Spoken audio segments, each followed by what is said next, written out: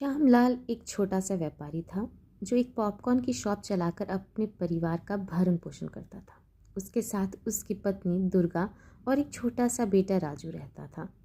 श्यामलाल ने अपनी पूरी जिंदगी में गरीबी और शिक्षा का अभाव महसूस किया, इसलिए उसने एक निर्णय लिया। राजू ने बड़े भोलेपन से अपनी माँ से कहा, माँ, आपने सुना पिताजी मेरे एडमिशन की बात कर रहे हैं। हाँ, मैंने सुना, और इसमें क्या बुराई है? माँ, मैं तो ऐसे भी पढ़ लेता हूँ। वो कैसे? जब भी कोई ग्राहक आता है और कुछ लेता है तो उसके पैसे का जोड़ना सब कुछ मैं ही तो करता हूँ। हुई ना मेरी पढ़ाई। आप प्लीज़ पिताजी को मनाओ ना। श्यामलाल की पत्नी दुर्गा ने इसी सिलसिले में अपने पति से बोला, सुना आपने राजू क्या बोल रहा था? उसे खुद से ज़्यादा हमारी चिंता है, पर देखें, हमें तो उसे पढ़ाना ही है। श्यामलाल ने पत्नी की बात सुनी और इस बात पे हामी भरते हुए कहा, तुम बिल्कुल सही कह रही हो। शिक्षा बहुत ज़रूरी है। ऐसा करता हूँ, यहाँ पास में ही एक ऑफिस है जहाँ के साहब लोग मेरे पास आते हैं, तो मैं उनसे भी जानकारी ले लेता हूँ। पर राजू को मैं ज़रूर पढ़ाऊँगा ताकि उसका भविष्य उज्जवल हो। कई सारी सरकार की पॉलिसीज़ हैं जो हमें हेल्प कर सकती हैं। तुम और राजू बिल्कुल चिंता मत करो, बस उसे पढ़ाई में मन लगाने को बोलना, आगे का मैं देख लूँगा। ये बात कहते हुए वो साहब लोगों के आने का इंतज़ार करने लगा जो हर रोज़ उसके शॉप पे आते थे। वो लोग काफ़ी पढ़े लिखे थे, इसलिए श्यामलाल उनसे बात करना चाहता था। दूसरी तरफ ऑफिस में दो लोग बात करते हुए, सुनो, अभी चले क्या नीचे? काम करते करते काफ़ी थकान हो गई है, नीचे कुछ खा के आते हैं। सही कह रहे हो तुम, तो चलो। और कैसे हो श्यामलाल? क्या हुआ, आज तुम बड़े उदास से लग रहे हो? कुछ सोच में हो क्या? तो बताओ हमें। सोच रहा हूँ बताऊँ या नहीं।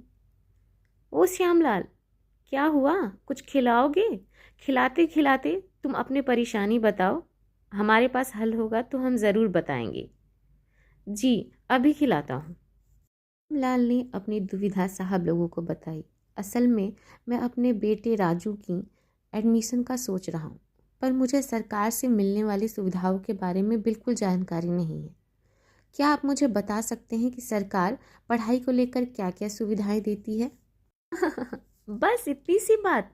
क्या तुम्हें राइट टू एजुकेशन और सर्व शिक्षा अभियान के बारे में नहीं पता? सरकार कई तरह के वित्तीय सहायता भी देती है। आखिरकार श्यामलाल का सपना सच हुआ और राजीव स्कूल जाने लगा। राजू का स्कूल काफ़ी बड़ा और हाई फाई था। उसका आज पहला दिन था। राजू के लिए सब कुछ नया था। क्लास का माहौल भी बड़ा अलग था। सब उसे देख के बातें कर रहे थे। उसके गरीबी का सब मजाक उड़ा रहे थे। सब ने अच्छे कपड़े पहने रखे थे, बस राजू को छोड़। इसी बीच एक आदित्य नाम का लड़का आया और बोला, ओह देखो देखो, इसने कैसे कपड़े पहन रखे हैं। इसके साथ कोई बात नहीं करेगा और ना ही कोई खेलेगा। हमें इसके साथ नहीं खेलना, इसने तो बिल्कुल गंदे कपड़े पहने हैं। श्यामलाल ने राजू के घर आते ही बड़े उत्साह से पूछा, कैसा रहा बेटा आज का दिन? राजू ने आज पूरे दिन की घटना को छुपाते हुए कहा, नहीं, बहुत अच्छा था पिताजी, बहुत मज़ा आया और नए नए दोस्त बने। राजू स्कूल तो जाता, पर वह क्लास में बिल्कुल अलग थलग रहता। उसकी गरीबी का सभी मजाक उड़ाते, पर राजू सिर्फ अपनी पढ़ाई पे ध्यान देता और ऐसे ही दिन बीतते चले गए। एक दिन क्लास में टीचर आई और उन्होंने कहा, आज मैं सबका सरप्राइज टेस्ट लूँगी, देखती हूँ कौन कितना पढ़ता है। जो फर्स्ट आएगा उसे प्राइज़ भी मिलेगा। आज ही एग्ज़ाम होगा और आज ही रिजल्ट भी मिल जाएगा सबको। रिजल्ट बांटते हुए टीचर ने आखिरी में राजीव को बुलाया और सबके सामने कहा, राजीव, तुमने सबसे अच्छा किया है।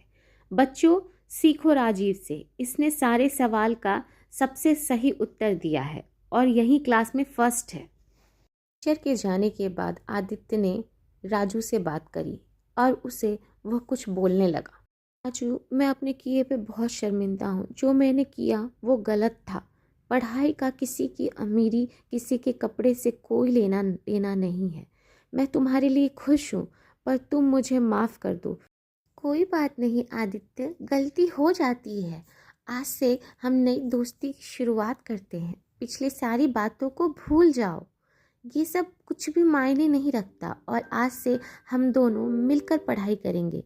बच्चों, आपने इस स्टोरी से क्या सीखा आप ज़रूर कमेंट करना और इस चैनल को सब्सक्राइब करना। इस कहानी की ये सीख है, पढ़ाई में कभी भी किसी के कपड़े या पैसे से उसे नहीं आंकना चाहिए।